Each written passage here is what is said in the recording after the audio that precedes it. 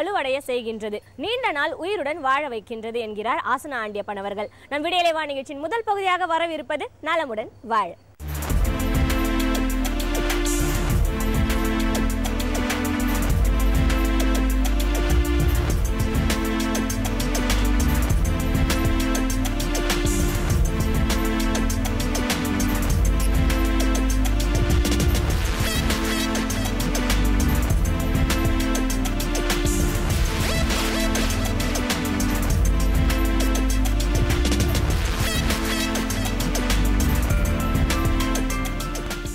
என் அருமை உலகத்தமிழ் மக்களே, தாய்மார்களே, பெரியவர்களே, சிறார்களே, என் அருமை சீடர்களே, யோக நண்புகளே, யோக விரும்பிகளே, உங்கள் அனைவருக்கும் என் இனிய காலை வணக்கம்.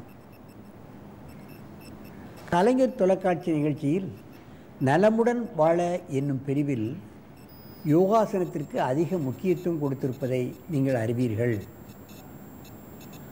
மனிதன் நலமுடன் வாழ வேண்டும் என்று சொன்னால் யோகாசனத்தை தவிர வேறு வழியே கிடையாது. நலமுடன் என்று சொன்னால் எல்லா வகையிலும் நலமாக இருக்க வேண்டும். உடல் நலத்தோடு செல்வ வளம், கல்வி வளம், இவை போன்ற எல்லாமே மனிதனுக்கு வந்துவிடக்கூடியது தான் இந்த யோகாசனம். இது ஏதோ பயிற்சி கிடையாது. நீங்கள் நினைத்ததெல்லாம் கிடைக்கக்கூடிய ஒரு தவநிலை.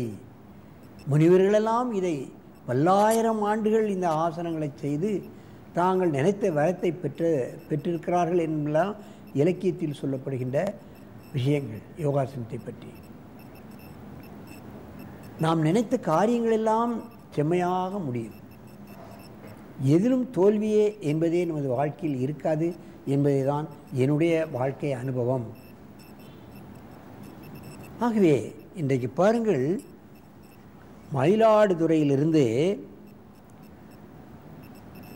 குருஞான Sambandar mission matriculation higher secondary ஸ்கூலிலிருந்து இங்கே மாணவர்கள் வந்திருக்கிறார்கள். அங்கே திருவாரூரை ஆதீனத்திலிருந்து நடத்தக்கூடிய பள்ளிக்கூடம். எல்லா பள்ளிக்கூடங்களிலும் இந்த கலை மாணவர்கள் கற்றுத்தர வேண்டும். இந்த பள்ளியில் தனியாக சுகந்தி என்ற ஒரு ஆசிரியரை போட்டு அற்புதமான ஆசனங்களை அங்கே இந்த குழந்தைகளுக்கு கற்றுத்தந்திருக்கிறார்கள். அவர்கள் இப்பொழுது மிகவும் கடினமான பத்ம சர்வாங்க கவயாசனத்தை செய்ய போகிறார்கள். நிறைய ஆசனங்கள் செய்வார்கள். இந்த கடினமான ஆசனங்களை இந்த சிறு குழந்தைகள் செய்ய போகிறது. அதைத்தான் நாம் முக்கியமாக கவனிக்க வேண்டும். எங்கே என் அருமை மாணவர்களே, நீங்கள் பத்மாசனத்தை கலைத்துவிட்டு நீங்கள் பத்ம சர்வாங்க கவயாசனத்தை செய்யுங்கள். பத்மாசனத்தை கலையுங்கள்.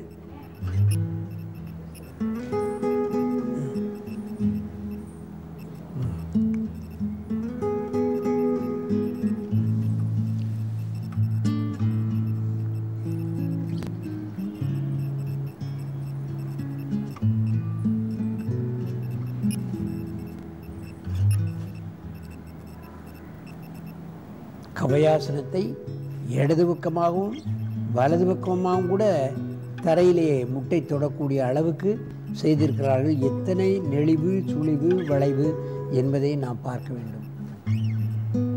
எந்த பகுதியும் உடலில் இவர்கள் விட்டு வைக்கவில்லை. மெதுவாக இந்த ஆசனத்தை கலையும்.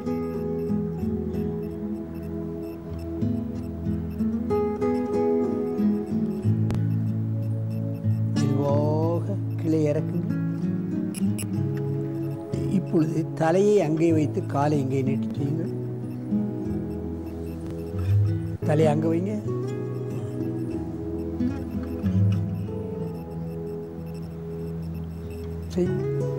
மெதுவாக செய்யணும். ஸ்டெப் பை ஸ்டெப்பாக செய்யணும். முதல்ல சர்வாங்காசனம் மெதுவாக, அப்புறம் மெதுவாக பத்மாசனம், அதுக்கப்புறம் கவயாசனம். இப்போது நீங்கள் வலது பக்கமாக முதல்ல வைங்க, ரைட் சைடு. அப்புறம் மெதுவாக கொஞ்சம் நேரம் இருக்கணும். அப்புறம் தூக்கி இடது பக்கம் மெதுவாக தூக்குங்க. அப்படியே இடது பக்கம் வைங்க. குட். மெதுவாக முடிந்த அளவு செய்தால் போதுமானது.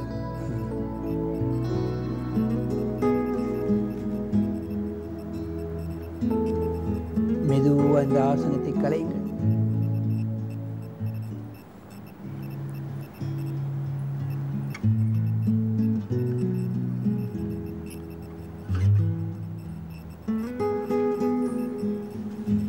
நீண்ட மூச்சு எடுத்துக்கொள்ளுங்கள். இப்படி அந்த பக்கம் திரும்புங்க. இங்கே தலை வச்சு அங்கே கால் நீட்டு நீ திரும்ப. இப்போ செய்யுங்க. பக்கவாட்டில் செய்கிறார்கள்.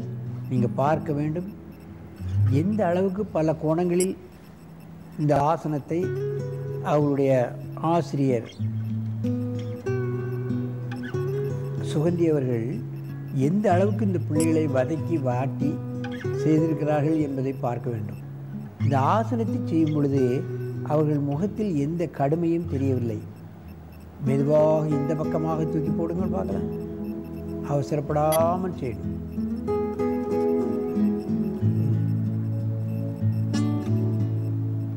இது மிக மிக கடினம். இவர்கள் பல்வேறு போட்டிகளில் கலந்து கொண்டு பல்வேறு பரிசுகளை பெற்று இந்த பள்ளிக்கு நற்பெயரை வாங்கி கொடுத்திருக்கிறார்கள். இந்த மாணவிகள் அந்த யோகாசனா ஆசிரியர் சுகந்தி அம்மையார் மெதுவாக மேலே தூக்குங்கள். மெதுவாக இந்த ஆசனத்தை கலைத்து இறக்குங்கள். முன்பு போல் எழுந்து பத்மாசனத்தில் அங்கே நோக்கி உட்காருங்கள். மயிலாடுதுறையிலிருந்து நமது அரங்கிற்கு வந்து செய்து காட்டுகிறார்கள் என்றால் எங்கள் பள்ளியை பார்த்தாவது மற்ற பள்ளிகளும் மாணவர்களுக்கு யோகாசனத்தை கற்றுத்தர வேண்டும் என்ற ஒரு நோக்கோடு இங்கே வந்து அவர்கள் இந்த கலையை அற்புதமாக செய்து காட்டியிருக்கிறார்கள். என் அருமை பெரியோர்களே, நீங்களும் மற்ற பள்ளி தாளாளர்களும் ஆரம்ப பள்ளி முதல் இன்ஜினியரிங் காலேஜ் வரை இந்த கலையை மாணவர்களுக்கு கற்றுக் கொடுப்பீர்களானால் அவர்கள் படித்த படிப்பு வாழ்க்கையில் வெற்றி பெறக்கூடிய அளவுக்கு அதை உபயோகிக்கக்கூடிய அற்புதமான ஒரு சிந்தனையோடு வாழ்வார்கள் என்பதை கூறி உங்களிடமிருந்து விடைபெறுவது ஆசனா ஆண்டியப்பன். வணக்கம்.